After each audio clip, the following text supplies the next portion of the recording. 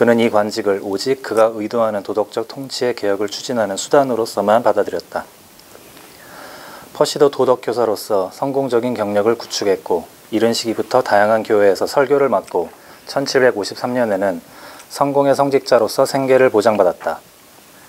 공자는 사적 현자로 제국을 주유천하했다. 퍼시도 귀족자제 가정교사로 활동했다. 공자는 마침내 위대한 사부, 문선왕 칭호를 얻었고 퍼시는 케임브리지 대학교 신학박사 칭호를 얻었다. 하지만 가장 주요한 것은 공자가 중국인들의 경전들을 이루는 철학, 역사, 저작들을 수집 편찬한 것처럼 퍼시도 영국 문예 경전의 창작자로서 그 자신의 유산을 형성할 발라드를 수집하기 시작했었다. 퍼시가 공자와 자신의 인생 간에 이런 평행적 유사성을 의식하지 않았다고 상상하는 것은 불가능하다. 그가 정확히 이 유사성을 강조하고 암묵적으로 자기 자신을 자신이 명백하게 찬미할 많은 것을 느낀 그 역사적 인물의 인생과 저작 그리고 가치들을 자기 자신과 연결시키기 위해 공자의 평전을 짓고 이것을 일부러 두드러지게 만들었다는 것이 훨씬 더 사실에 가까울 것으로 보인다. 퍼시의 공자 숭배는 이처럼 암암리에 공자의 인생을 따라 배우고 자신의 인생과 얼마간 유사하게 조작할 정도로 열광 그 자체였다. 앞서 보았듯이 퍼시는 한 명의 중국 철학자도 결코 공자 숭배를 그리스도의 성스러운 광의에까지 이르도록 고양시키지 않는다는 제안으로서 자신의 공자 열광을 절제했다. 중국의 예수회 선교사들이 그 눈앞에 드러내 보여주었듯이 기독교인이 이교도와 공통된 주의 주장을 요구하는 것은 이교도의 주의 주장이 아무리 덕스럽더라도 신에 대한 불경의 가장자리에서 비트적거리는 것이다. 퍼시의 이 수사적 후지는 두 문명을 가르는 동질감의 한계를 보여준다. 더욱이 이것은 한 가지 사례가 아니다. 중국 유자들의 가치들에 대한 퍼시의 진지한 용인과 포용은 그의 중국 관련 저작 전체에 걸쳐 동일한 정도의 대립적 반작용과 매치되어 있다. 좋으면서도 가까이 가려고 하면서도 또 그 거리가 있는 또는 금이 그려진 것에서 반작용으로 튀어 나오는 이게 자꾸 반복되는 거예요. 이 사람이 성직자인 한에서 어쩔 수 없는 거라고. 성직자가 아닌 경우에는 그냥 성서를 버려버리면 되는데 대체로 성서를 버리는 식으로 소위 프리싱커 또는 독일 말로 프라이den커가 됨으로써 교회를 등지고 계몽주의자들이 되죠. 그들이 혁명가가 돼서 혁명을 이룬 뒤에는 오늘날처럼 밥 먹을 때 기도 안 하고 나 서양 사람들 밥 먹을 때 기도하면서 밥 먹는 거 본 적이 없는데? 봤어? 영화에서만 봤어. 우리나라 사람만 밥 먹을 때 기독교인들이 기도해요. 그러니까 서양은 옛날 우리나라식으로 또 중국식으로 충분히 세속화된 상황의 생활을 하고 있는 거예요. 지금은요. 정치 이야기와 종교 이야기는 남의 집 방문해서 하지 말아라 이런 것처럼 옛날에는 막 그 정치적인 당파가 뭔지 신앙이 개신교인지 카톨릭인지 개신교면 장로교인지 뭔지 이렇게 따지는 거 그러다 뒤지게 싸웠죠. 그러니까 못 오게 지금은 가장 중요한 금기 중에 하나죠. 그 종교에 대해서 묻거나 정치에 대해서 논쟁하는 거. 남의 집 방문해가지고 뭐 싸우기 십상이지만 그렇게 포용적인 사람들이 있지도 않고 유교적인 문물 속에서 자라는 사람들은 그런 종교나 다른 생각에 대해서 상당히 포용적이에요. 포용적이보다는 뭐 관대하다고 봐야 되겠죠. 받아들이지는 않으니까 너는 그렇게 생각해라 하는 선에서 방임해버리는. 불교들은 더 그래. 불교들은 남들이 다른 생각하는 것에 대해서 노타치야 완전히. 자기 그냥 공땅이라고 자기 역행하는 데 바쁘지 남을 뭐 설득하고 자기와 같은 길로 가도록 만들려고 애쓰지 않아요. 길이 이런 것들이 있다는 건 충분히 말을 해주고 도와줄 수 있지만 그 사람은 생각까지 바꾸려고 하지 않는다. 불교가 있는 데서 싸움이 안 나요. 그런 싸움이 없어. 불교하고 유교하고 만났으니 싸움이 되겠어? 안 싸우지. 자, 그걸 싸움으로 공격한 자들은 공자의 이름으로 엉뚱한 철학을 했던 성리학자들밖에 없어. 근데 성리학자들도 손바닥이 마주쳐야 싸움이 나잖아요. 그 성리학자들의 주장을 반대하는 유생들이 또 많은데 중국에는 엄청 많았어요. 응? 그들은 막 당도 이루, 독립당도 이루죠.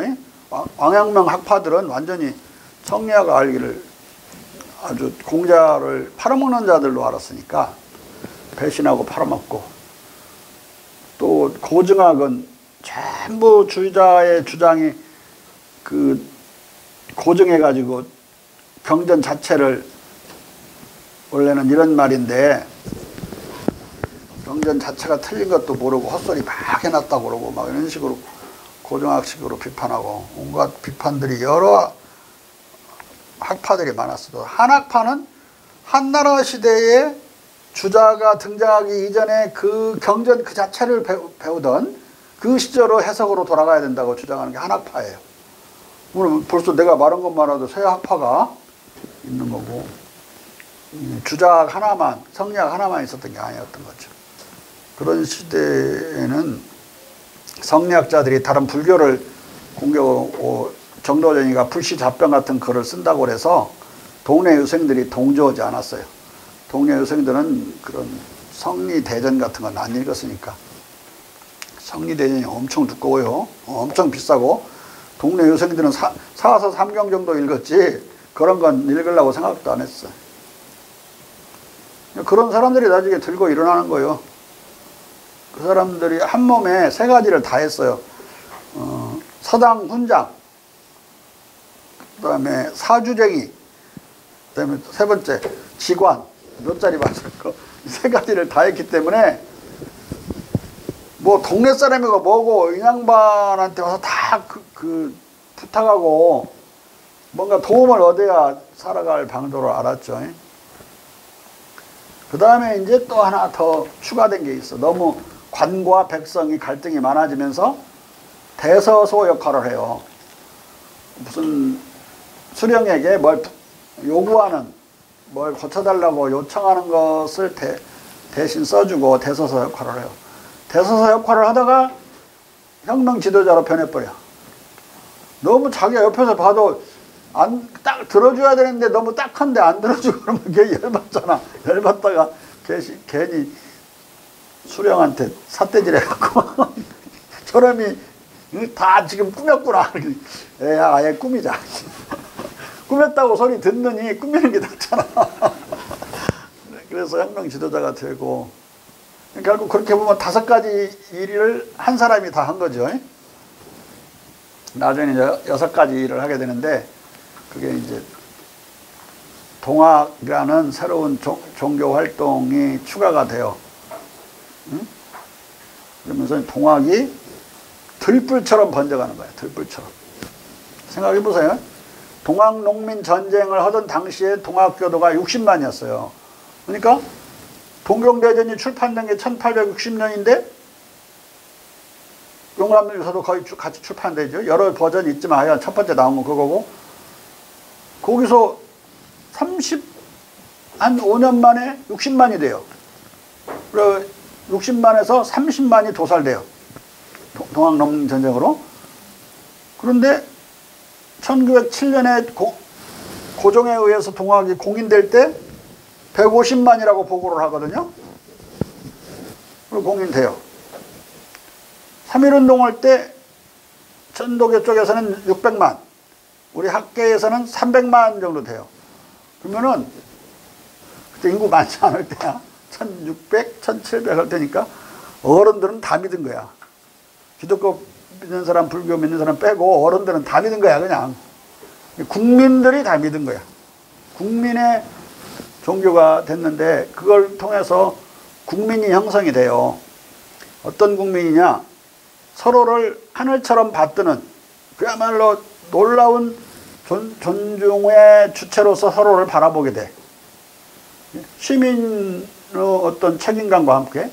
그래서 그런 어떤 정치적 주체의식, 나라는 우리가 구해야 된다는 그런 인민 주권적인 정서, 그리고 몸도 자기가 책임지고, 어린이도 아새끼로 취급하지 말고, 아새끼라고 불렀어 옛날에는.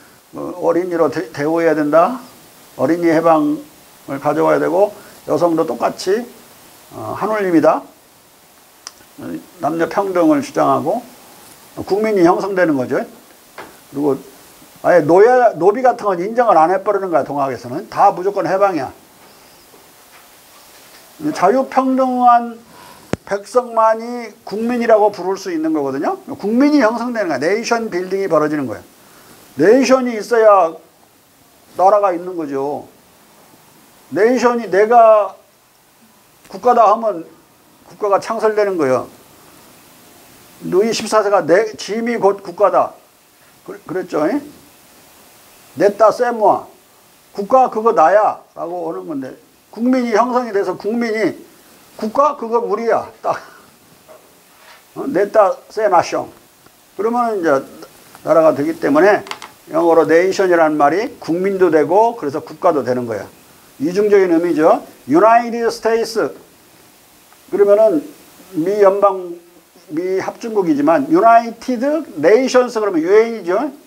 국민들이 모여있다는 소리가 아니야. 나라가 모여있다는 소리인데도 그때도 네이션도 쓰고, 근데 국민을 떠들 때도 네이션도 쓰고, 그게 국민이 곧 국가이기 때문에 두 가지 이중적인 의미를 갖는 거예요. 냈다 세나숑 국가 그것이 국민이다. 그걸 동학이 그 국민 형성을 하는 거예요. 이게 발 닦고 손 닦고 유생적인 생활하는 거, 유생적 근대화를 하는데 또 중요한 부분이 보건의식인데, 옛날에 애기들을 막 프랑스 영화 같은 거 보면 이 더러움과 투쟁, 어게인스트 더티, 이 의사들이 싸우느라고 엄청 힘들어요. 애기들을 막 그 더러운 보따리다 막 싸가지고 다니고 막 그러니까 애기들이 자라지 못하고 병이 들어서 벌써 죽는 경우도 많았는데, 몸 씹는 거, 양치 지르는 거 이런 것을 엄청나게 강조해요. 동학이. 그러니까 동학 교도의 집은 깨끗했고 몸도 깨끗했어요. 이빨도 깨끗했고. 그리고 서양 방문한 사람들 중에 이빨들이 다 깨끗했대. 한국 사람들은. 1901년 정도 와서 본 사람들은 이제 기록들이에요. 근데 칫솔 없는 시대인데 뭘로 했느냐. 소금으로 손으로 계속 양치질을 해가지고. 근데 그 다른 것보다 양치질이 더 좋다고 그러죠. 의사들은. 우리 저 칫솔로 하는 것보다 소금 찍어서 하는 게 더 좋대요. 근데 안 하려고 그러지. 옛날에 하던 거니까 안 하려고. 아무튼 그런 식으로 개인에서부터 어떤 집단적인 국민에 이르기까지 그런 국민 형성을 해요. 국민 형성을 통해서 하나의 국가를 요구할 수 있는 상황까지 가게 되는데, 이게 3.1운동을 통해서, 그러니까 대한제국이 망하고 8년 만에 3.1운동이 터집니다. 고종의 죽음과 더불어. 고종이 죽지 않았으면 터지지 않을 일이에요. 그때 요구한 게 정부야, 정부. 그래서 세 개의 정부안이 나와서, 세 개 중에 한성정부안, 그 다음에 조선민국안, 그건 천주교에서 낸 거예요, 조선민국안. 조선민국, 하나는 신한민국. 이 세 개가 나왔는데, 신한민국을 바탕으로 임시정부가 만들어져요. 임시정부의 많은 그 법제 조항이 신한민국 법제 조항하고 90% 일치해요. 신한민국은 순종이 아직 살아있으니까 왕이 있는 걸로 해서 국무총리라고만, 최고 직책이 국무총리야. 근데 이제 그걸 국무총리를 대통령으로 임시정부에서 상해에서 바꾸죠. 초대 대통령은 이제 이승만이 돼가지고 탄핵당해버리죠. 아무튼 그 국가를 요구할 수 있는 거, 냈다, 그 국가 그거 우리 국민이야 라고 할 수 있는 단계에 3.1운동이 터진 거예요. 그러니까 바로 그런 국민국가를 요구한 거예요. 임시정부가 만들어진 거고. 3.1운동이 없었으면 임시정부는 안 만들어지는 거예요. 고종의 죽음이 없었으면 3.1운동은 안 일어나는 거고. 에? 무슨 놈은 윌슨의 민족 자결주의야. 윌슨의 민족 자결 백날 읽어봐도 한국 독립시킨다는 소리 없어.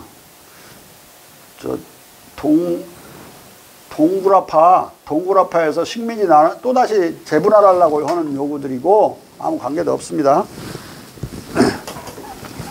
그런 도도하고 뭐하고 그 기미독립선언문에 쓰여져 있는 말하고는 정서가 맞지도 않는 이야기고 거짓말이 전부 다. 기미독립선언문에 쓰여져 있는. 아니 대한독립선언문이라고 해야지 이름부터가 이상하잖아. 이 대한독립선언문 쓰라고 하니까 자기는 못 쓰겠다고 그랬어. 쓴 놈이 누구지 그놈이? 최남선 그놈이 대한독립선언문을 쓰라니까 안 쓰겠다고. 최남선이가 못 쓰겠대. 자기는 잡혀가기 싫대야. 응? 조선독립선언문 쓰겠다고. 야 이건 안 된다. 조선독립선언문도 아니고 대한독립선언문도 아니고 그 아닌 것. 그냥 김인현이니까 기미독립선언문 그걸로 타협해서 그렇게 쓴 거예요. 부르기는 만세를 대한독립 만세라고 부르는데 왜 선언문은 기미독립 선언문인지 한 번도 의심하지 않았어? 고등학교 다닐 때? 에? 나는 전부 우리 역사가 의심스럽던데. 이미 그 독립선언문 쓰는데도 친일파가 이미 들어가서 그렇게 오줌 싸버리고 침 뱉어버리고 막. 그거는 자기는 빼달라고 그래갖고 33명이 34명이 33명이 되는 거예요. 33 민족대표 33인에 그놈이 들어가면 34명이었겠지. 자기 빼달라고 해서 그랬대. 나중에 죽을 때까지 잘 먹고 잘 살아. 자. 이 대립적 반작용이란 중국 특성과 동질감을 느끼는 것을 단호하게 부정하는 것, 그가 타자와 너무 긴밀하게 얽히는 것을 무릅써 놓고 이 타자로부터 단호히 몸을 빼는 것이었다. 이 반복되는 거부의 제스처는 개인적이거나 종교적일 뿐만 아니라 보다 넓게 문화적인 것으로 영국 특성을 중국성과 대립적인 것으로 중국인이 아닌 것으로 정의하려는 시도를 시사한다. 그리하여 한 영국인이 한 아시아인과 공통된 주의 주장을 공언하는 것은 아시아인의 그것이 아무리 문명화되었더라도 그가 느끼기에 반역의 가장자리에서 비트적거리는 것이었다. 동질감을 느끼는 것을 거부하고 싶은 충동은 퍼시가 영국적 가치의 정수로 생각하는 것과 대립되는 중국적 특색들을 인정해야 할 때 가장 강력하게 나타난다. 호구전 영역본의 제1권 서문에서 퍼시는 중국 작가들의 미덕과 예의 바름에 대한 그의 찬양 몇 쪽 뒤에 그는 오인할 수 없는 어휘들로 중국 작가를 영국 작가들과 구분하는 예리한 제한을 설정한다. 중국인들의 거의 모든 문예작품에 천재성의 협량과 빈곤이 있다는 것은 유능한 평론가들에 의해 시인되어야 한다. 이것은 적어도 그들의 저작들에서 명증된다. 그리고 다음과 같은 이야기에서 이것은 작가로 하여금 가장 사소한 것도 과감하게 생략함이 없이 하찮은 세부사항들의 미세한 서술을 뚫고 슬금슬금 나아가도록 만든다. 그들 재능의 비천함은 이 비루한 굴복으로부터 그리고 중국인들의 마음을 예속화하고 중국 제국의 평화와 고요를 증진하면서 그들의 정신을 무디게 하고 그들의 상상력을 속박하는 새로움에 대한 두려움으로부터 쉽게 설명될 수 있다. 천재성은 영국 문예 전통의 품질 증명이다. 셰익스피어의 희곡들을 셰익스피어 숭배 시대에 노예적으로 규칙을 준수하는 프랑스 희곡들과 구별하는 것은 토착적 천재성이었다. 시대의 주도적 시인을 그가 그렇게 욕한 전응화 군단과 구별하는 것은 천재성이었다. 세미얼 존슨의 포프 평가는 퍼시가 중국인들을 평가하고 있는 기준을 설명해준다. 포프는 마찬가지로 천재성을 가졌다. 그것은 활발한 야심적, 모험적 정신, 언제나 탐구하고 언제나 열망하고 가장 야생적인 탐색에서도 여전히 앞으로 나아가기를 동경하는 정신, 가장 높은 비상에서도 더 높이 올라가기를 원하는 정신을 가졌다. 이러한 비교 속에서 중국인의 시적 영감은 진짜 불쌍한 모습을 띈다. 유구한 잉글랜드의 시적 영감은 천재성을 가졌고 중국인들의 시적 영감은 단순한 비천성을 가졌을 뿐이다. 영국인들은 정치적 자유와 나아가 상상적 자유를 간직한다. 중국인들은 오직 비루한 굴복만을 알 뿐이다. 영국인들의 미학적 정신은 적어도 에디슨 이래 모험적으로 새로운 것과 낯선 것을 찾아내는 반면 중국인들은 새로움에 대한 두려움 속에서 산다. 이런 견지에서 중국 문예의 특징을 규정함으로써 퍼시는 상당히 의도적으로 그것을 자신이 속하는 영국적 전통의 완벽한 전도로 묘사한다. 그러나 동시에 그는 동일한 정도로 그 본질적 윤곽을 상상적 대립물, 그가 멋대로 격하한 문예적 중국 특성과의 병치로부터 도출하는 문예적 영국 특성의 비독립적, 종속적 개념을 재확증하고 있다. 이 사람은 마치 두보의 시만 읽은 사람 같은 느낌이 들어요. 이 태백의 시는 안 읽은. 하나는 천재성을 대변하고 이 태백은 그래서 뭐라고 부르죠? 이 태백을 시선이라고 부르고 두보를 시성이라고 부르죠. 대단히 성실성을 대변한다고. 하나는 천재성과 하나는 치명적인 성실성을 대변하는데 굳이 나눠서 말하면 뭐 장진주사 같은 걸 좀 보고 읽어보고 좀 그랬어야 되는데 거의 두보 계열의 시만 본다면 이렇게 과한 말로 비판을 막 하는 것을 뭐 또 하네 그렇게 할 수 있겠지만 다양한 시가 존재하고 두 굵은 줄기의 흐름 중국 시문의 태백과 두보의 정신을 다 보지 못한 점에서는 이제 말도 안 되는 이야기지. 지가 혼자 지들끼리 하는 소리야. 자. 과격하게 분해하는, 즉 각각의 시점 영감을 서로의 대립물로 구성하는 이런 제스처는 중국 문화의 그토록 많은 측면들이 퍼시에게 발휘하는 매력의 강한 구심적 견인력과 이 측면들과 동질감을 느끼고 싶은 그의 피할 수 없는 욕망의 구심적 견인력에 대한 필수적 대항 요소다. 그가 기독교인으로서의 그리고 기독교 신앙의 설파자로서의 그의 정체성을 확증하기 위해 어쩔 수 없이 공자의 덕성을 부인하듯이 그의 영국 작가와 영국 문학 전통의 선전가로서의 그의 정체성을 보존하기 위해 어쩔 수 없이 중국 문학의 장점을 부인하고 있는 것이다. 따라서 퍼시의 제스처는 기독교성도 영국성도 대립적 규정에 의해 이것을 정의해 줄 수 있는 충분히 근본적인 타자, 공자 철학과 중국 특성, 이 없을 시에는 하나의 관념으로서 일관성을 가지지 못함을 보여주는 것으로 보인다. 소중한 영국적 가치들의 전도를 시사하는 견지에서 중국인을 묘사하는 것은 호구전 영역본에 대한 퍼시의 각주 전체에 걸쳐 나타난다. 따라서 퍼시는 루소처럼 중국에 대한 찬양과 비난을 자기 분열증적으로 반복하고 정신없이 바꾼다. 18세기 초 일정 기간 동안 영국에서는 정직한 영국 상인의 모습이 흔한 문예적 수사가 되었다. 조지 릴로의 희곡 런던 상인에 등장하는 소로우 굿, 철두철미 정직하고 올바르게 자란 상인, 조언자 로버트 클레이튼경, 다니엘 디포의 소설 로빈슨 크루소에 등장하는 정직하고 공명정대한 선장 친구 등이 그것이다. 이것이 퍼시가 허구전 영역본 각주에서 중국인을 세계에서 가장 솜씨 있는 교활한 백성으로, 그러므로 치밀한 솜씨와 술책을 존경하고 찬양하기 위해 우리가 당연히 전제해도 되는 백성으로 기술하며 대비시키는 영국의 문화적 자기 초상이다.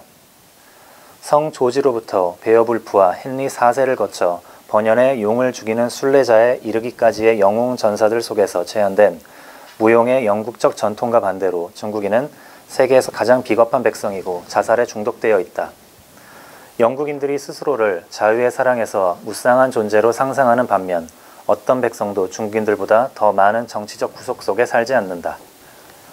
이런 특징 규정들은 모두 제각기 암암리에 중국인을 망상 속의 영국적 가치들과의 대립 속에서 정의해주는 반면 나아가 최상급의 사용을 통해 거리를 취하거나 분화시키는 효과를 조성한다. 중국인은 일반적으로 대립적 특징들의 보유자일 뿐만 아니라 세계에서 가장 솜씨 있고 가장 비겁하고 정치적으로 가장 구속된 백성이다. 모든 영국인이 정치적 자유, 용기, 인품의 본보기라는 데 의심을 품을지라도 중국인은 부정적 모델로서의 그들의 본보기 성격에 의해 취소될 수 없이 타자일 것이다. 최상급의 등급은 일치감이나 동질감의 가능성을 확실하게 배제하고 최상 등급의 대상을 유일무이하고 비할 데 없는 패러다임 케이스로 정립함과 동시에 다른 모든 경쟁자들이 더 적은 정도의 자질을 보유하는 것을 확인해준다. 영국인들이 비교적 용기 있고 정직하다는 것에 대한 믿음은 어떤 다른 민족이 비겁과 술책의 최하점을 점한다는 지식에 의해 재확증된다. 퍼시는 인정되는 영국적 특징들과 비교를 이룰 만한 중국적 자질을 묘사할 때도 종종 동질감을 느낄 가능성을 배제하기 위해 최상급 정식을 사용한다. 마음속에 숨기는 것과 신중은 영국에서 사회적 품위에 따라다니는 품성이지만 중국인은 마음속에 숨기고 남의 눈을 피해 사는 것을 즐기는 데서 다른 모든 국민들을 능가한다. 점술이 18세기 영국에 펄펄 살아 있었을지라도 중국은 별개의 경우였다.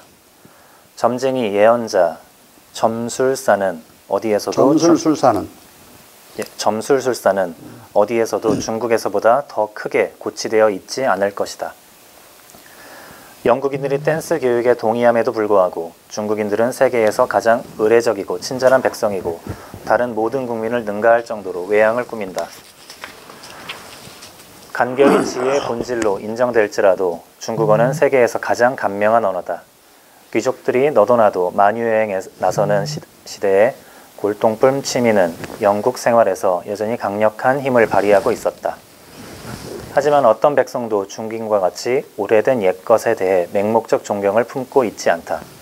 결론적으로 중국인은 모든 것에서 지나친 백성으로 묘사되는 반면 영국인들은 슬그머니 지각 있는 중도와 절제를 갖춘 백성으로 제시된다.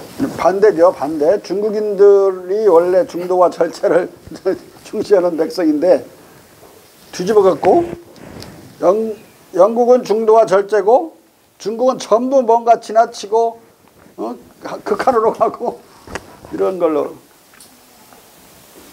근데 뒤집어 놓으면 이제 진짜 맞는 거야.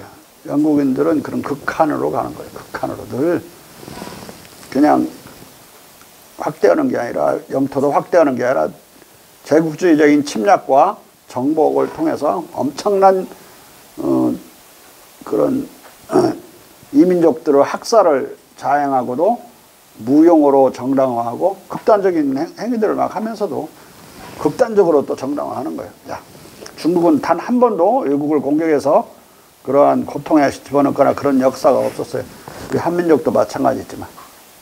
왜냐하면 6.25는 반전 평화주의가 그 본질이기 때문에 반전이라는 것은 침략하지 않고 평화를 유지하는 거예요. 다만 공격에 들어오는 적은 이겨야 되니까 적어도 막아낼 수는 있어야 되잖아요.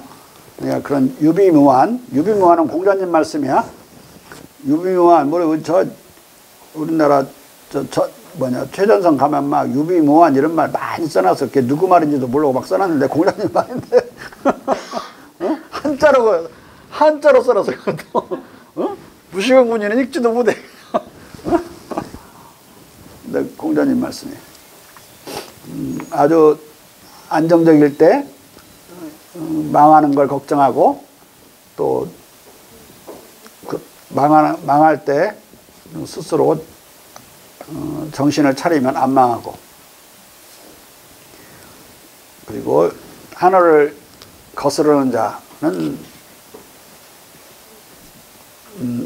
망하고 하늘에 순응하는 자는 흥한다. 응? 순천자는 망하고 역천자는 흥한다. 우리나라는 공자님 경전 이름에 나오는 말로 막 지명을 막 지어. 저기 호남에 들어가다 보면 삼녀 있지, 세 번 절하라고. 또 저기 여수 옆에 순천, 가다 보면 이인, 논어에 이인, 안인, 이인. 저기 가면 안인 있어요. 강원도에 안인. 정동진 들어가기 전에 안인. 안인, 이인 다 있어. 그러니까. 삼례 순천다. 순천은 아마 흥하고 싶어서 순천자는 흥한다니까. 그렇게 전부 경전으로 이름을 지어놨어. 응? 근데 중국도 많이 그래요. 자. 따라서 중국인과 영국인 간에 어떤 동질감을 느끼는 문제는 아예 배제되어 있는 것이다. 다른 순간 중국이 온갖 자랑할 만한 성취에도 불구하고 경멸 밖에 받을 만한 것이 없다는 것은 의심할 바 없다. 중국 문화의 일정한 측면들과 동질감을 갖고 싶은 퍼시의 충동이 동질감을 갖는 것을 피하려는 빈번한 제스처에 의해 상쇄되는 것처럼 그가 우월하다고 여기는 그 측면들에 대한 그의 찬미는 거들먹거리고 비하하는 대항적 반응을 산출하는 것으로 보인다. 우리는 위에서 보여준 중국인들의 꾸민 모습과 부정직함에 대한 반복적 비난에서 이것을 이미 맛보았다. 하지만 퍼시가 오만의 죄악에 눈을 돌릴 때는 훨씬 더 통렬하고 심지어 도끼 어린 어조가 등장한다. 중국인들의 의기양양해하는 자아상은 퍼시에게 빈번한 자극제다. 소설의 등장인물이 만주 땅의 유배에 처해진 사건의 비극적 함의를 설명하는 한 각주에서 허씨는 유배는 그들에게 얼마나 슬픈 처벌일 수밖에 없는지를 우리는 자기 조국에 대한 그들의 과도한 애착으로부터 쉽사리 생각할 수 있다고 썼다. 허씨는 이와 같은 과도한 애착으로 중국인들이 그가 보기에 아무리 이문이 많이 나는 여행이더라도 여행에 관심을 보이지 않는 것을 설명하려고 든다. 그러나 한 걸음 더 나아가 중국과 국경을 접한 모든 국민들이 그들 자신에 비해 야만적이고 미개한 만큼 그들은 해외로 여행할 유인이 없다. 그리하여 그들은 자기 제국을 거주 가능한 세계의 가장 좋은 부분만이 아니라 가장 큰 부분을 포괄한다고 생각하고 다른 모든 나라를 최상의 경멸 대상으로 여기는 것을 배웠다. 이런 까닭에 그들은 자기 제국을 천하, 즉 하늘나라의 전부라고 부른다. 그들은 마찬가지로 그들의 내모진 것으로 믿는 땅의 한가운데 자기 제국이 위치한다는 생각에서 자기 제국의 중국, 즉 중앙의 왕국이라는 이름을 주기도 한다. 따라서 그들은 유럽이 거주 가능한 세계의 먼 변방에 존재한다는 것을 중국이 시인하는 것이 무례의 모욕을 더하는 것처럼 마치 유럽이 카나리아 제도나 모종의 작은 황무지인 양 유럽을 그들의 지도에 더했다. 자, 여기서 좀 우리와 관계되는 이야기를 한번 해주면 이런 의식을 이제 중화의식이라고 그래요. 세계의 중심이 자기다, 자기들이다.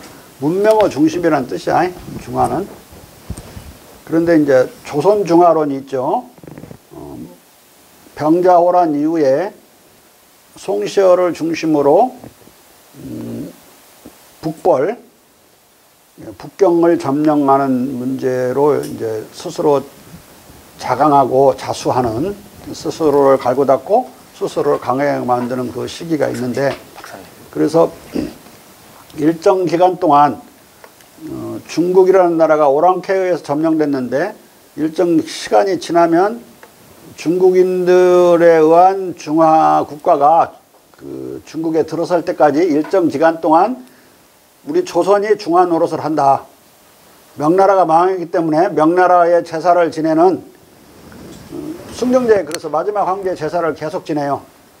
숨어서 청나라 사람들이 볼까봐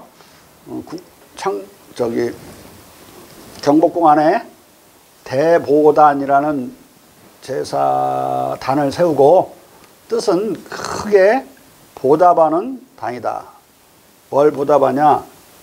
임진난 때 우리를 구해준 그것에 대해 보답하는 것. 실은 명나라는 어려운 지경에서 우리나라를 도왔다가 이 두 번째 황제 바뀌면서 망해버리거든요. 그래서 그 조선을 도와야 된다고 강력한 주청을 했던 그 집안이 거기서 어려워지면서 박살이 나버려요. 그래가지고 그들의 살아남은 일부가 조선의 망명을 신청하거든요. 그들을 다 받아들여, 조선이. 근데 이제 또 명나라가 망해버렸네? 명나라의 마지막 황제의 제사를 지내면서 명나라를 유일하게 이은 이제 예의지국으로 우리를 정립을 해요. 언제까지? 중국 땅에 새로운 중화국가가 등장할 때까지. 오랑캐를 이기고, 만주족 오랑캐를 이기고, 그래서 이제 시한부 조선 중화론을 강력하게 펼칩니다. 근데 무슨 일이 벌어지냐? 50년 지나, 100년 지나, 150년이 지나도 중국 땅에 중화국가가 안 들어서는 거야. 가보니까 너무 번창하고 있는 거야, 이 청나라가. 그걸 보고 놀란 놈은 북학파가 돼요. 무슨 북벌이냐? 북벌 자리에다가 북학을 놓는 거야. 북경을 점령하는 게 아니라 북경에서 공부해야 된다. 배워야 된다. 북학. 네? 그러고 있는데 1860년에 영불연합군이 북경을 점령해버려. 이게 북학파가 갈 데가 없지. 어따 이 서양놈들 세네. 네? 제너럴 쇼머너 사건이 막 나고 하니까 그 북학의 북자에다가 이제 서양을 배우자. 그러냐, 양학. 또 일본 놈이 등장해서 세거든. 그러니까 일학, 친일파 되는 거예요. 친일파로. 북학파로부터 친일파와 친밀파가 생긴다.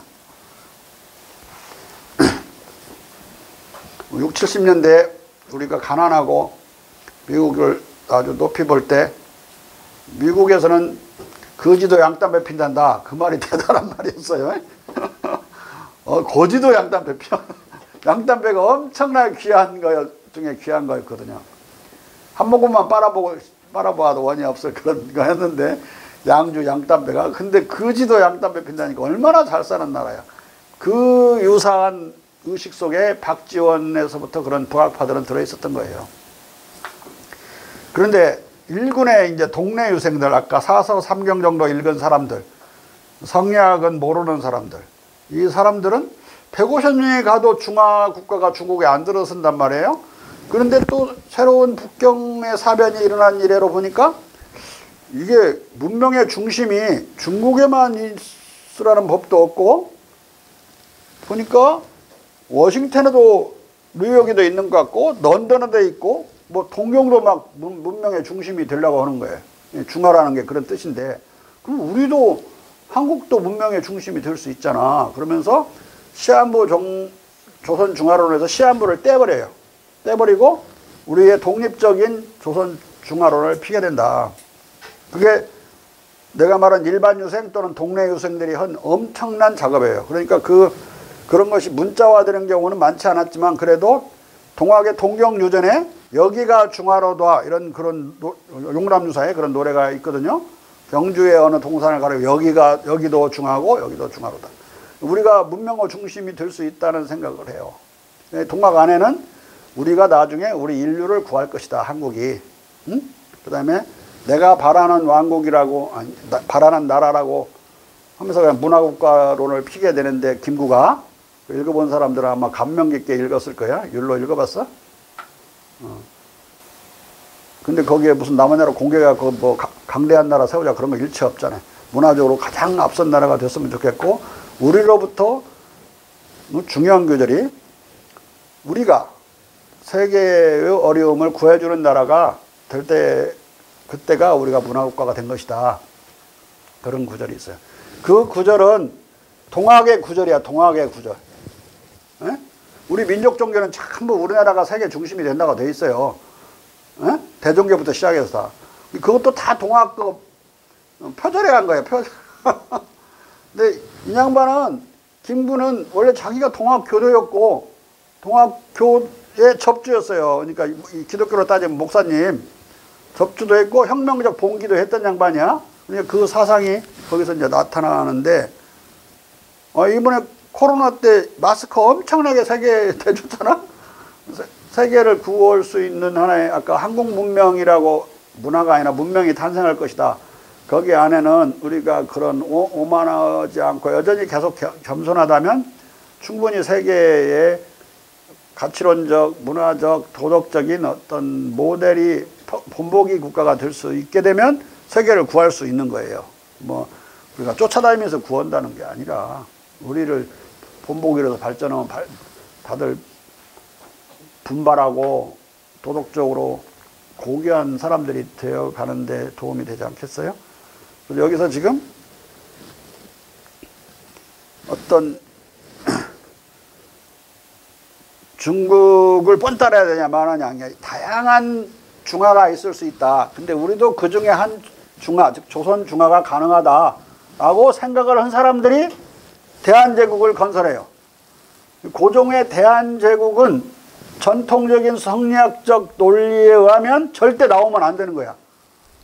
이게 하위 논리에 의해서 중화는 중국에서만 가능하고, 우리는 늘 종속국이어야 되는데, 조선 중화로는 그렇게 생각하지 않거든. 중국도 중화일 수 있지만 우리도 얼마든지 중화가 돼서 세상을 구할 수 있다.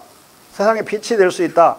이런 생각을 하는 사람은 대한제국을 만들려고 무지막지한 상소문을 보내기 시작해요. 그게 칭제 청원 상소야.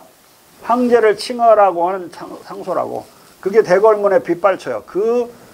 반년 이상의 그 열기, 전국적인 열기를 바탕으로 대한제국이 건국이 된다. 그러니까 대한제국 상소문 안에 제일 많이 등장하는 게 조선중화론이야. 근데 단 한 명의 국사학자도 그 수천 통의 상소문을 분석을 안 했어. 읽어보지를 않았어, 읽어보지를. 두 번째 등장하는 게, 제일 많이 등장하는 게 신존왕주의야. 왕을 받들어서 민족국가를 왕을 중심으로 만들어야 된다. 신존왕주의. 그건 전 세계가 하고 있었는데, 동학의 신존왕주의가 등장한다고. 동학 경전에. 동학 경전에만 등장해요. 나머지 사람 생각을 했을지 모르지만, 활자화는 동학 경전에만 활자화되어 있다고. 네? 임금을 다시 살려내가지고, 임금을 중심에 세우고, 주변에 있는 놈들 건귀를 싹 몰아내고, 새로운 내각을 꾸려서 민족국가를 만들려고 그래요. 그런 구상을 다 갖고 있어. 이 동학 지도자들은. 그렇게 경전에 써져 있으니까. 세 번째 제일 많이 나오는 게 민국이야, 민국. 민국 사상. 백성의 나라라는 거. 이건 양반의 나라가 아니라 백성의 나라다. 아까 국민이 형성됐으니까 당연히 국민의 국가라고 생각하는 거죠. 국민의 국가가 너무 자연스럽게 되는 거예요. 그러니까 무슨 교주 신원운동 하려고 보훈에 모였을 때도 그냥 모여서 막 자기들의 소원을 말하는데 거기 지방 수령이 달려와 가지고 상관하니까 아니 민국의 일을 백성이 나서서 말하는데 뭐가 허물이냐. 백성의 나라에서 그러니까 말하는 게 뭐가 허물이냐. 이렇게 따지고 대들어요. 민국이란 말을 동학교도도 쓰는 말이 돼, 나중에. 원래는 조정에서만 영정조 시대에 쓰던 말이거든요. 처음에는 백성과 나라라는 뜻으로 이렇게 쓰다가 백성의 나라라는 말로 자꾸 뜻이 바뀌어가요. 나중에는 이제 쭉 독립협회 이렇게 명단, 각국의 명단을 쭉 써놓은 거 보면 어디는 왕국, 어디는 제국 쭉 이렇게 쓰면서 미국은 북미 합중국 해놨어요. 프랑스는 불란서 민국. 거기서 보면 딱 백성의 나라 뜻은 프랑스만 노예가 없었거든. 미국은 노예가 있었고 프랑스는 완전히 거기만 자유 평등한 나라가 된 거예요. 미국보다도 노예가 있는 나라보다.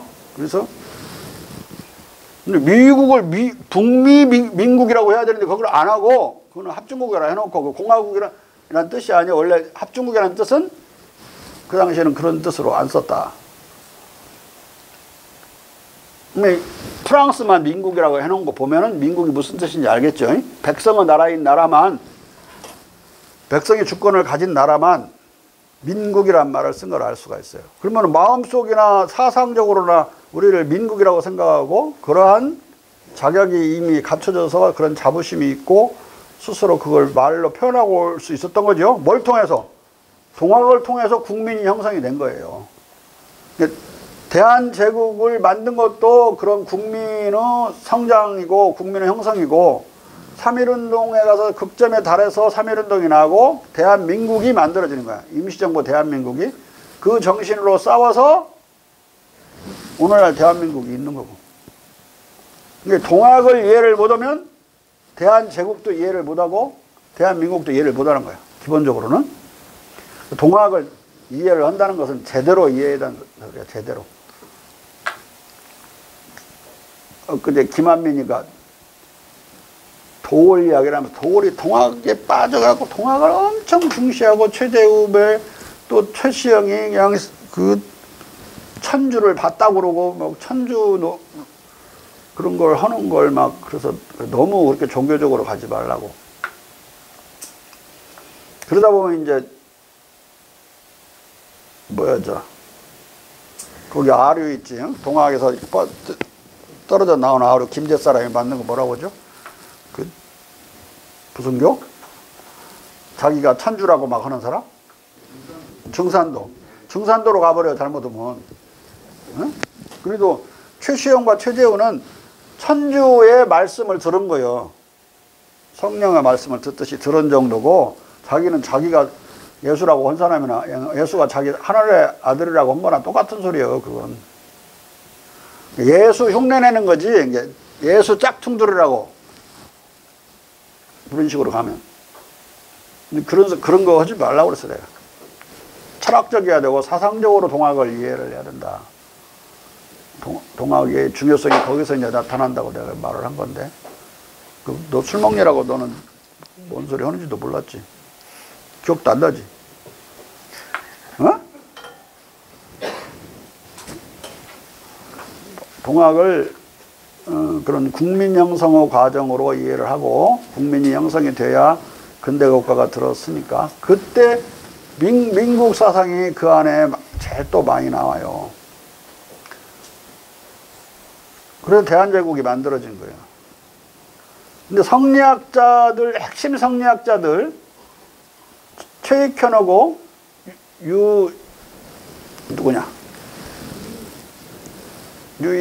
유인석은 반대예요. 대한제국 건국을 반대해. 창건을. 성리학자답죠? 그러니까 그걸 찬성한 모든 전국의 유생은 새로운 조선 중화론에 눈이 떠 있었고 이해하고 있었어요. 여러 곳에 문명의 중심이 생길 수 있다는 걸 이해를 했던 거예요.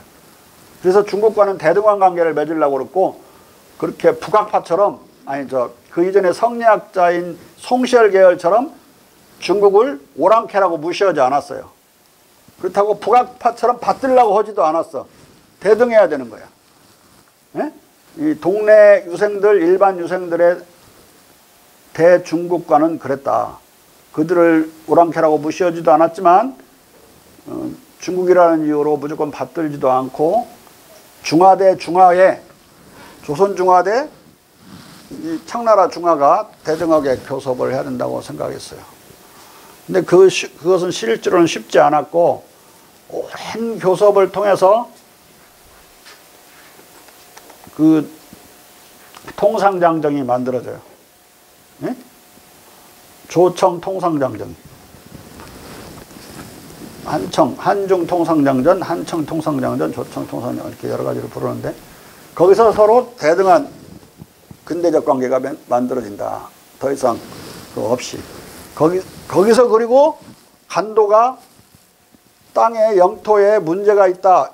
소유가 그런 것에 대해서 다시 새로운 외교협상 회의를 열어서 확정짓는다라는 것을 부속조항으로 놓았어요. 그러니까 천국이 전부 자기 거라고 우기다가 이거 한번 따져보기로 하자라고 인정한, 적어도 간도의 반씩 나눠 간다는 해도 반절은 올릴 거예요. 간도가 어디까지냐? 하얼빈까지. 엄청나게 넓은 땅이에요. 삼남보다 넓어. 그 땅이. 그걸 쉽게 양보할 수 없는 거라고요.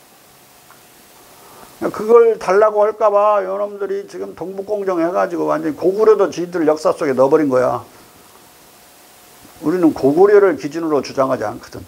지금 한청 통상장정을 기준으로 근대적인 법에 의해서 협의하기로 했잖냐. 이 권리를 포기한 건 일본 놈들이고 1905년에 외교권을 그들이 가져가서 그러네. 그건 늑약 아니냐. 삼국에 오는 건 당신들도 부정하는 늑약. 왜냐하면 일본이 청일전쟁 이후에 모든 맺은 조약은 무효화하기로 되어 있는 게 카이로 선언이지. 응? 그러면 그것도 무효잖아. 일본 놈들하고 청나라 간에 맺은, 일본 놈들이 철도에 관한 이권을 얻으려고 우리 영토를 포기해버린 그 협약은 무효라 이 말이에요. 우리한테 외교권을 박탈해간 그 조약도 무효고 그 조약도 무효고. 그러면 간도는 다시 협상을 해야지. 다 우리 거라고 주장하지는 않겠지만 그들도 다 자기들 거라고 주장할 수 없다. 협상을 해야 되는데 그 말을 아예 못 오게 하려면은 역사 자체가 중국 거라고, 아예 김치까지 다 중국 거라고 지금 한다며. 한복도 중국 거고. 어? 유튜브에서 난리 나서 싸머니라고 하죠. 17세기 광동 총독은 포르투갈 특사에 관해 황제에게 올린 상소문에서 그와 같은 것을 명확하게 확인했다. 우리는 바다 한가운데에 있는 두 개의 작은 섬에 불과하다는 것을 아주 명백하게 발견합니다. 중국인들의 민족적 오만은 퍼시 자신의 긍지를 아주 명시적으로 모독하기 때문에 퍼시를 화나게 했다. 그러나 퍼시 시대에 세계의 중심을 점한다는 중국인들의 권리 주장은 여전히 기겁하게 할 정도로 신빙성을 가진 것이었고 점점 더 충분히 진실인 것으로 보였다. 이미 여전히 어느 때까지 19세기 중반까지 중국이 세계의 중심인 것이 뭐 확실했던 거예요.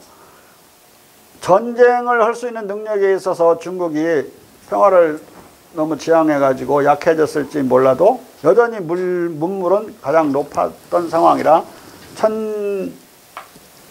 1842년에 아편전쟁에서 지고 2차 아편전쟁에서 또 져서 북경이 에로 사건으로 그들이 그걸 빌미 잡아갖고 일으킨 2차 아편전쟁에서 천진이 점령당하고 북경이 점령당해서 결국은 또 조약을 또 맺게 되는데, 이게 이제 일어나게 된 게 1차 아편전쟁에서 뭐 몇 개, 한 20개 정도 항구를 개항을 한다고 약속한 걸 안 지켜버려요. 무시해버려, 그냥. 그 뭐 종이 조각이라고 생각하고. 그냥 여전히 이제 중국의 모양새를 유지하고 있는 거죠. 그러니까 이놈들이 그냥 프랑스까지 끌어들여갖고 영불연합군이 이제 북경을 점령하는 사태가 되면서 헐소시 이행을 해야 되는 그게 빠져요. 그래서 90개 이상의 항구를 개항을 해요. 그러니까 개항을 하면서 영국군 최고 사령관이 조약에 사인을 하고 영국 기자단 앞에서 어떻게 호언을 하냐면, 이제 앞으로는 중국 시장이 완전히 개방됐기 때문에 그렇게 리버풀이나 글래스고에 누적되어 있는 그런 섬유 제품들, 옷들 이런 것들을 왕창 갖다 팔 수 있어서 영국 산업은 계속 흥할 것이다. 호언장담을 해요. 그러고 나서 3년이 지나 5년이나 갔다가 아무리 퍼도 하나도 안 팔리는 거예요. 그래서 다시 거기 블랙번 위원회라는 게 만들어져 갖고 상인들이 상인위원회에서 특별조사단을, 블랙번 특별조사단이라는 걸 보내요. 그래서 왜 안 팔리는가를 조사해. 그래가지고 6개월 이상 중국 내륙을 다 터트고 돌아다니면서 이 원인을 알게 돼요. 영국의 섬유 제품은 중국에서 하나도 팔리지 않게 되어 있다는 걸 알게 돼. 이유는 너무 품질이 떨어지는 거야. 중국이 만들어낸 그 텍스틸하고 품질이 떨어져. 두 번째, 비싸. 품질이 떨어지고 비싸면 하나도 안 팔리지. 그래서 블랙번 보고서가 2권으로 된 두툼한 거예요.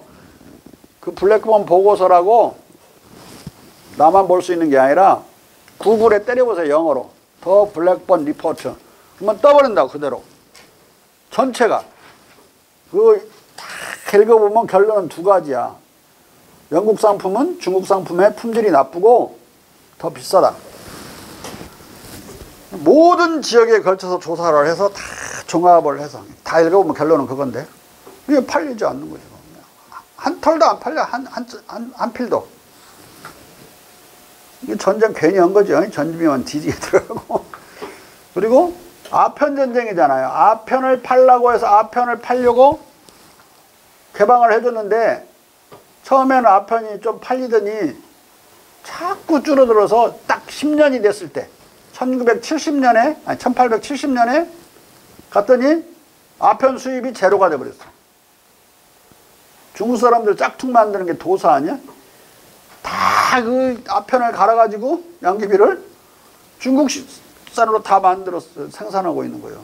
그러니까 뭘라고 수입을, 그 중국 것이 더 좋은데. 훨씬 품질이 좋은 아편이 생산되는 거야, 중국에.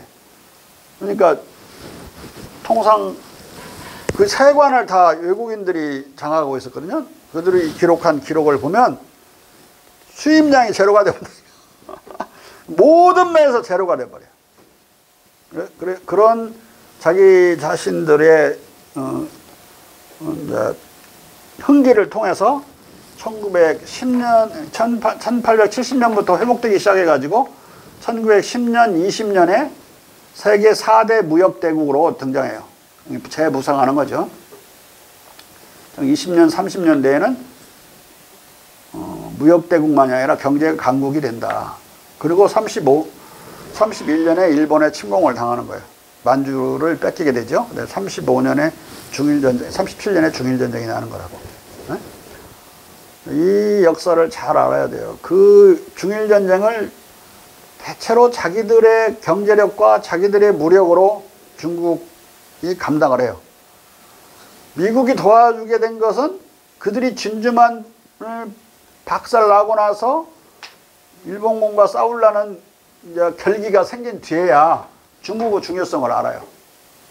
중국이 안 싸우면 단독으로 싸워야 되네. 중국이 계속 싸워줘야 관동군이 빠져나오질 않아가지고 자기들이 싸울 수 있단 말이에요. 그러니까 중국 모시기를 하늘처럼 모시기 시작할 때 때는 이미 많이 늦었지만은 1943년부터 미군의 무기가 군수물자 무기가 이제 중국군에게 제공되기 시작해요. 전쟁 끝나기 얼마 전이지. 그러니까 그래야만이 중국이 비행장도 빌려주고, 중국이 비행장을 빌려주지 않으면 동경 폭격을 못해요. 근데 비행장을 일본 놈들이 뺏어가 버리거나 비행장 잘 닦아놨는데 미군들을 많이 공군들을 파견해서 비행장을 땄거든요. 그리고 중국군 공군도 있었기 때문에 비행장도 또 여러 군데 많았어요. 근데 거기를 일본군이 공격하면 골치 아프기 때문에 일본군의 육군이 들어오지 못하도록 만들어야 되는데, 일본 공군은 별로 무섭지 않았어요. 공군이 강하지를 않았기 때문에. 그 다음에 비행장을 아주 교묘하게 위장해놔가지고 비행장인지 몰라서 폭격을 못해. 그런 상황이어서 중국이 강하게 계속 싸워주고 그래야 되는데 중국이 가끔 타협을 한단 말이에요. 일본군하고. 왜냐하면 중국은 숨 쉴 시간이 필요하니까 그냥 남경 내주고 조약 맺고 한동안 7개월 동안 휴전 막 이런 식이니까 이게 미국이 죽겠는 거예요. 자꾸 타협하니까. 그냥 계속 강력하게 싸워주기를 바라면서 이제 중국에게 군사적으로 의존하면서 물자를 막 대는 거예요. 근데 중국군은 원래 싸움 잘 못 하잖아요. 에? 아마 우리하고 지금 붙으면 우리가 이겨버릴 텐데, 아니 남한 단독으로 해도 이긴다고. 300만인데 중국 350만 정도 되거든요. 땅이 너무 넓어갖고 자기들 지방에 수비대 하기도 바빠. 에? 어벙짠데도 많고 그래가지고 싸움은 못해요. 그러니까 그 광복군이 한 1000명 정도, 나중에 이제 3400까지 늘어나지만 그 당시는 3,400으로 출발해서 1000명 정도인데, 광복군이 주로 하는 사업이 이제 일본군에 있는 한국 사람, 일본군에 들어있는 만주 사람, 일본군에 들어있는 대만인, 이 사람들을 선전선동을 통해서 꼬여내는 거예요. 우리 한국 사람은 쉽게 한국말로 해갖고 꼬여내고 일본 놈들은 못 알아들으니까, 또 삐라를 뿌려도 일본 놈들은 뭔 뜻인지 모르잖아요. 왜냐면 만주말 모르지. 응? 대만 사람들만 한문으로 하는데 한문 어렵게 써버리면 몰라요, 일본 놈들. 그렇게 해서 삐라 뿌리고 막 작업을 해서 처음에는 뭐 대여섯 명씩 탈령을 하게 만들지만 나중에는 한 1개 중대, 2개 중대 단위로 탈령을 해버렸다. 그러면서 막 늘어나는 거예요, 이 광복군 숫자가. 근데 그렇게 군대가 무너지기 시작하면 싸울 수가 없어요. 그러니까 장개석은 군사적으로 광복군에 엄청나게 의존적인 거야. 의존적일 수밖에 없는 거야. 안 싸우고 이기는 놈이 장땡인데 안 싸우고 막 이겨보니까. 그러면 2개 중대, 3개 중대가 무너져갖고 넘어왔을 때는 미국도 중국도 영국과 미국도 깜짝 놀라서 관심을 갖기 시작했어. 아, 이거 광복군이 숫자는 적어도 무지하게 외국말을 잘하네. 한국말 잘하지, 중국말 잘하지, 만주말 잘하지, 또 영어도 잘하는 사람들 많아서 영국군으로도 파견되고 그래요. 7, 8명이. 왜냐하면 일본군을 잡았는데 요 새끼들이 뭐라고 하는지를 모르거든. 그러니까 우리가 가서 통역을 해주고 일본군을 이제 신문하고 그럴 때 이렇게 해서 군사적으로 의존 사슬 관계가 맺어지면서 카이로 선언에 한국이 2번 나오는 거예요. 다른 나라는 하나도 안 나와요. 코리아만 2번 나와. 고등학교 때 그 이상하지 않았어요? 왜 한국만 두 번 나오지? 왜 거기서 한국이 언급되지? 우리는 아무것도 안 했는데 미군이 들어왔고 우리는 해방된 줄 아는데 이거 가지고 있는 낭설하고 역사적으로 벌어진 사건이 너무 충돌하지 않았냐고. 이미 나는 고등학교 때부터 의심을 했는데 이 역사가 잘못 써졌다고? 그래야 역사의 의문을 가져야 연구를 하지. 율러를 의심하지 않았어? 거기에 왜 카이로에서 한국 사람은 가지도 않았는데 거기 한국이 나오냐고 거기서. 왜 한국어 독립을 약속을 하고? 열심히 싸워서 그렇게 된 거예요. 열심히 싸워갖고. 외교로만 한 게 아니라 군사력이 있었기 때문에 가능했고, 그 도산 안창호는 준비론자라 지금은 교육을 해야 될 때고 독립을 하려면 실력을 길러야 되니까 실력 양성기지 무력 투쟁이 필요 없다. 이승만은 외교로만 해야 외교가 승리할 수 있는 길이다. 계속 외교만 하고. 임시정부는 무력 투쟁도 하고 외교도 하고 무력 투쟁이 없으면 외교는 먹히지도 않는다. 군사력을 가져야 된다. 그게 이제 신념이었어요. 그래서 일본의 적들 중에 제일 우리에게 잘해주는 적과 동맹국에 대해서 그 동맹국이 승리할 때 공동으로 승리한다. 그게 독립혁명 전략이었죠. 기본적으로. 일로 알아? 독립전쟁 전략이야. 우리가 혼자 일본 놈하고 싸워서 이기겠다는 소리가 아니라 일본 놈이 너무 나쁜 놈들이라 수없이 적을 주변에 만들 거다. 그 적 중에 우리하고 가장 잘 통하고 이익을 주는 놈하고 손잡고 같이 싸워서 이겨가지고 공동 승리한다. 이게 독립혁명 전쟁 전략이야. 1910년부터 지식인들이 가지고 있었고 공유했던 생각이라고. 그러니까 1907년부터 의병투쟁을 할 때부터. 자, 조금만 더 읽어봐. 중국인들에 관한 미셀러니와 퍼시의 우월적 열등의식. 퍼시는 중국과 동점을 만드는 길을 찾기 위해 안달했고 1762년 그가 중국인들에 관한 미셀러니에 대한 머릿말을 준비하는 중에 그 길을 찾았다. 크리티컬 리뷰지의 1762년 6월호에 그는 중국 한자를 이집트 상형문자에서 도출하는 것을 논증한다고 주장한 니덤의 저작의 발췌 내용을 우연히 보았다. 니덤은 토리노의 이시스 신상의 얼굴과 가슴에 새겨진 캐릭터들이 중국 글자를 상당히 닮았다는 데 주목했었던 것으로 보인다. 그는 로마에 잔존하는 기념비들로부터 여러 이집트 캐릭터들과 함께 이 상징들의 사본을 만들어 중국 사전에서 그들 대부분의 긴밀한 상응물을 발견한다고 주장한 바티칸의 중국 도서관원에게 넘겼다. 퍼시는 고대 이집트인들이 그들의 문자 체계를 태고대 중국인들에게 전달했다고 결론짓고 중국인들의 점차 악화되는 역사적 오만의 공기를 일격에 빼기 위해 호기심을 일으키는 니덤의 이 발견을 콱 붙들어 잡는다. 그것으로부터 당장 끌어낼 수 있는 가장 중요한 추론 중의 하나는 그것이 약한 곳을 곧잘 흔들어온 그리고 그토록 많은 과시로 일정한 필객들에 의해 성서의 역사와 지극히 양립 불가능한 것으로 표현되어 온 아득한 고대성에 대한 중국인들의 모든 허세들을 일거에 분쇄한다는 것이다. 변방에 있는 야만적 식민지들로부터 수천 년 동안 공물을 수탈해온 중국은 퍼시에 의하면 그것의 가장 자랑찬 문화적 유물면에서 같은 서구 왕국들 중 하나의 빚진 단순한 벼락부자인 것으로 드러난다. 퍼시는 중국어에 관한 그의 서두 에세이에서 이 공기 빼기 프로젝트를 계속한다. 신화가 된 한자는 단순한 파생적 발명품일 뿐만 아니라 다른 영역들에서 특히 과학과 문의의 영역에서 진보와 창의성에 대한 방해 요소임을 입증했다. 한자는 읽고 쓰는 것을 배우는데 아주 많은 시간을 요해서 한 학자가 일정한 정도의 숙달에 도달했을 때 그는 십중팔구 탐구의 정신이 무디어지고 둔감해질 나이에 도달하고 혁신에 대한 관심은 시들 정도였다. 하지만 앞서 밝혔듯이 중국의 한자는 다 합하면 40만 자를 상회할 정도로 아주 많지만 특수한 전문 한자와 죽은 한자를 제하면 실용적 한자는 얼마 되지 않아서 수천 자의 한자만 알아도 중국 철학서와 정치학 서적을 읽는 데 지장이 없다. 앞서 밝혔듯이 필립 쿠플레는 중국어를 기억하는 어떤 사람이든 6살부터 시작해 한자를 배우며 평생을 보낼지라도 그것들을 모두 알 수 없을 정도로 많은 한자가 있지만 5천 자에서 육천자의 한자를 적절히 사용할 줄 알게 된 사람은 중국인이 도덕, 통치, 사회, 역사에 관해 쓴 책들을 대부분 이해할 수 있을 뿐만 아니라 유럽인으로서도 우리들과 중국인 간에 논쟁된 어떤 주제에 관해서든 편하게 적을 수 있을 것이다 라고 말했다. 필립 쿠프르는 실제로 그렇게 중국어를 터득한 사람이기 때문에 자신 있게 쓴 거예요.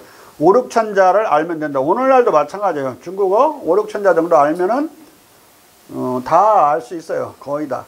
나머지는 유추가 너무 쉽게 가능하기 때문에. 자, 조금만 더 읽어봐. 지난 세기 동안 중국어와 이에 기초에 수립되었던 방대한 문예적 역사적 경전은 떠들썩한 시대에 유럽적 주석자들에 의해 안정성, 계속성, 합리성의 모델로 숭배되어 왔다. 퍼시는 이 초창기 관념을 분쇄하고 읽고 쓰는 능력을 비교적 늦게 갖췄기 때문에, 그리고 그들이 기회가 있었을 때 읽고 쓰는 능력을 완전히 이용하는 데 실패했기 때문에 중국인들을 폄하했다. 참된 옛것을 돌볼 기품도 결하고 진보와 함께 오는 활력도 결한 채 중국인들은 범용의 중세적 늪에 빠져 있다. 중국인들의 구어 상태는 오직 퍼시에게 정치의 경멸스러운 전망으로 그것을 더욱 확실하게 해준다. 문어는 구어와 독립적으로 발전했고 유생들의 관심을 독점했기 때문에 구어는 극단적으로 홀대받아 왔었고, 그러므로 야만과 야생의 본래 상태, 즉 소수의 격변화할 수 없는 단순한 단음절어들의 불임의 수축된 컬렉션으로 남아있다. 자, 여기서 중국어에 대해서 잘 알지 못하면서 막 아는 척하고 그러는데, 백화문이라고 그러죠. 구어를. 백화문과 한문은 대단한 차이가 있어요. 그런데 그들이 글로 쓸 때는 라틴어로 주로 썼거든요.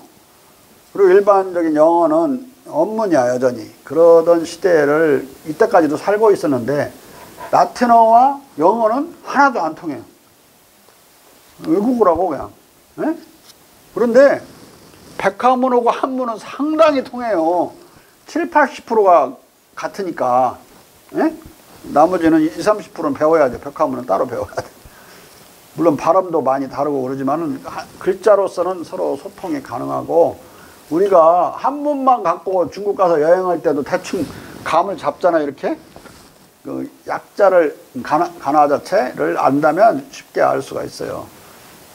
그만큼 백화문과 이 문어체 한문 간에는 소통과 공통성이 있다고, 이렇게까지 이 사람이 비판하는 것처럼 말도 안 되는 소리라고 생각하는데, 오늘 여기까지 하겠습니다.